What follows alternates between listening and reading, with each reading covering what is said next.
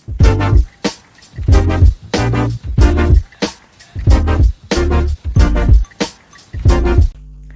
my name is Pam. Welcome to my YouTube channel. Thank you so much for joining me. If you haven't subscribed, please do. Make sure that you also like this video and the other video as well, and do not forget to turn the notification bell so that every time I post a video you get a notification. All right, so today I'm going to be speaking about my salvation, more about myself and my salvation. All right, so I'm just going to firstly explain my understanding of salvation. Firstly, the Google term, I googled the word salvation. According to Google, salvation means that being saved or being delivered from harm or from loss. Yeah, being delivered from harm or loss. But in the Christian space, we define what salvation is as being saved, like being saved from sin. As you might know, I'm sure you know, I hope you know, that we live in a fallen world.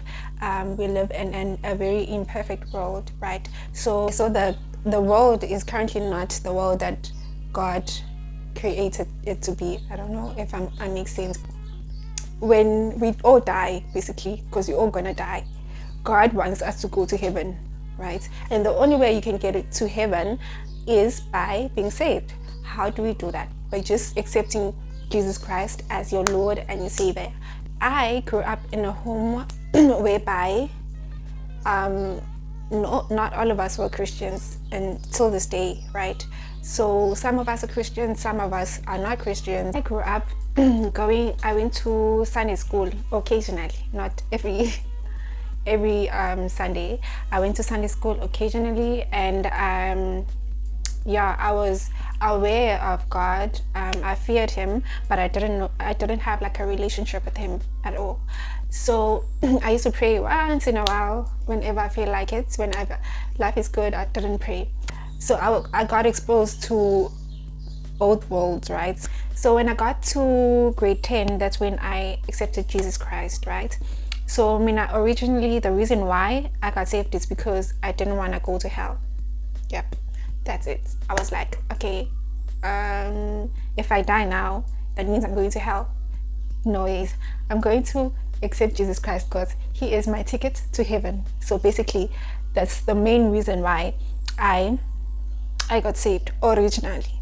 And then as life progressed and I got older, so after like grade 10, grade 11, grade 12, after high school, I went to college and I studied civil engineering N6 at an FET college, and I got my N6. And then after that, even though I knew my end goal was to be an entrepreneur, because that's what I've been wanting to do from just a young age, it's just that I wasn't quite clear which field I'm going to or which business I'm going to have. But I knew from a very young age that I wanted to be an entrepreneur. Anyways, after college, I went to look for an in-service training, which is part of the journey. I went to look for an in-service training, and then I couldn't find one. And then I was like, okay, God,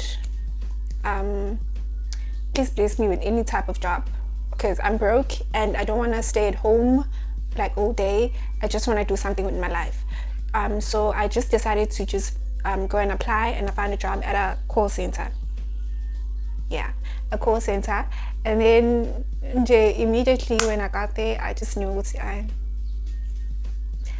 this is not the one for me. Like I don't want to be here. I just want to be an entrepreneur. So I'm just going to be here just for the sake of being here up until I get the job that I want, which was in civil. So as my journey progressed, I still couldn't find an in-service. So I was like, okay, maybe civil is not what God has for me. Maybe I just need to start my business. But problem is money. I didn't have money, and I didn't have a plan at all. I just had a dream that I'm going to be an entrepreneur, and yeah. And then I was like, okay, Lana, I'm not earning enough right? And I don't like this job. So God, if you just bless me with a job that earns at least a minimum of 10K, then, I'm going to be able to save, then start my business. So I would like to say that's when my relationship, I wouldn't say started, but that's when I, what's the word? That's when it became serious. That's when I took my relationship with God to another level, because from then onwards I was asking God, like, God, yeah, I'm saved. Yes, I know I'm saved, but what am I supposed to do in my life? Like, what is my purpose? And yeah, I started like thinking about those things and asking God those type of questions. And then slowly God was revealing the reason why he created me. There are many reasons, So from then onwards, I had this desire to live a purposeful life. Like, I started watching videos and sermon series about purpose, and I started like having that thing, man, that I wanted to know why God created me. So it's originally, the reason why I got saved is because I wanted to go to heaven when I die. But then as my journey progressed with God, I discovered that my purpose is to not just go to heaven, but to bring heaven down here on earth. So then God answered my prayer. I remember fasting and praying, like, God, I don't want to be here. Okay, even if it's the same job, just as long as it pays me like more money, so I can save and start my business, it's fine. So I fast and I pray. One day I fast and I pray. And then literally like the next week, I got a job offer and in Cape Town. So I moved to Cape Town. And I thought, okay, fine. I'm moving to Cape Town, I'm getting more money, living my best life. I'm going to live my purpose now, I'm going to be happy and I'm going to be content. Sana. Boy, was I wrong. And then I earned more money than I was earning before, but I still wasn't content. I wasn't happy at all. And then I was like, Aibo, what's going on? Kanti, what do I have to do to be like purposeful, or to live out my calling and to just do what God created me to do? So I was like, okay, I have enough money now, kind of, but I started my business, and I was like, when I start my business, I'm going to be happy, I'm going to be content, I'm going to live out my purpose, things are going to be fine. That wasn't the case. When I started my business, guys, I went from like 100 to like 0. Like emotionally, spiritually, I experienced so much attacks, spiritually, emotionally, even physically. Hey, I fell into depression at some point. I lost a lot. I lost my job, and my business wasn't doing well at all. It was like failing dismally. And at that season of my life, I saw God in a different way. Like, there's something about trouble or problems that bring you closer. That there's something about trouble and problems that bring you closer to God. I'm not saying that's the only way you get to discover God, but I feel like if you want to know God as a way maker, you'd have to get in a season where there is no way.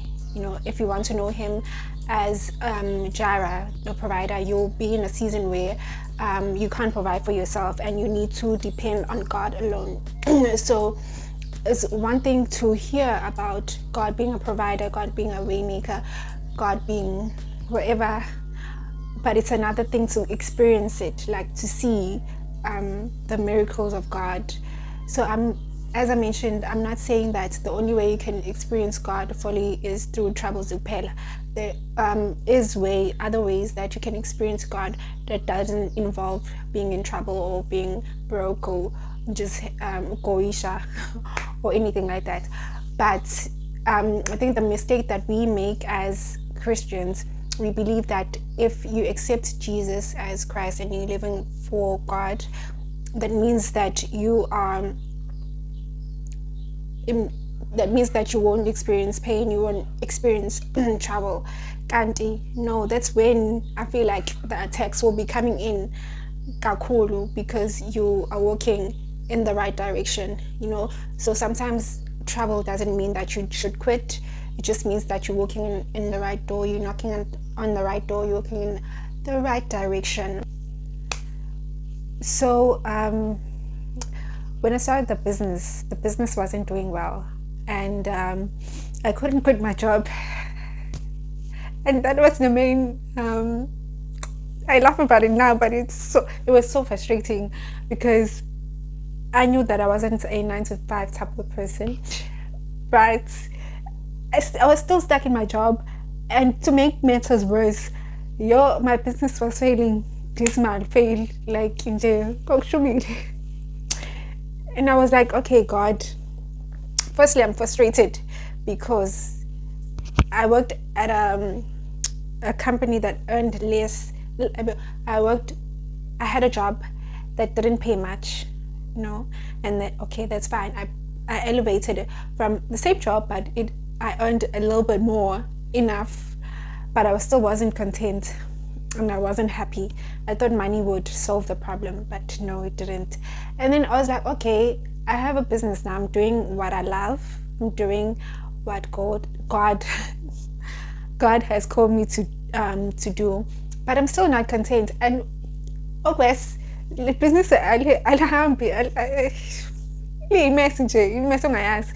so I was like, okay, God, what are you trying to tell me? Like, why am I still here? Why am I, firstly, I don't like this job. Why am I still doing this thing? Secondly, like, my business is not doing well. So I remember this one time when God was like, the reason why you at that job is because I'm teaching you how to take care of somebody else's business before I could bless you with yours. And that was like a very pivotal moment for me because I discovered more about what purpose is, because in my understanding, purpose is like doing what you're called to do. But little did I know that even right now, even if you're not doing what you love or what you're called to do, your job has a purpose, and your purpose is not just one thing. You are many things, right? Like, my purpose is to be somebody's daughter, or my mom or my dad's daughter. It's also to be somebody's cousin, because I don't have to be somebody's cousin. That's also my purpose. To be someone's sister, somebody's friend. That's also my purpose.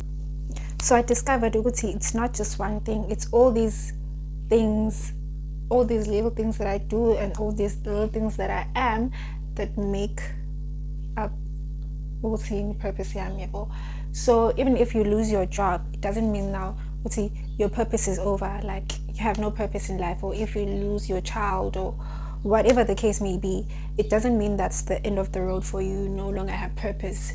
No, there's so much more, to your life. So after that, I came back to Durban because I feel like that's where, unfortunately, that's where God has called me to be, and that's where I'm supposed to be. Well, for now, at least.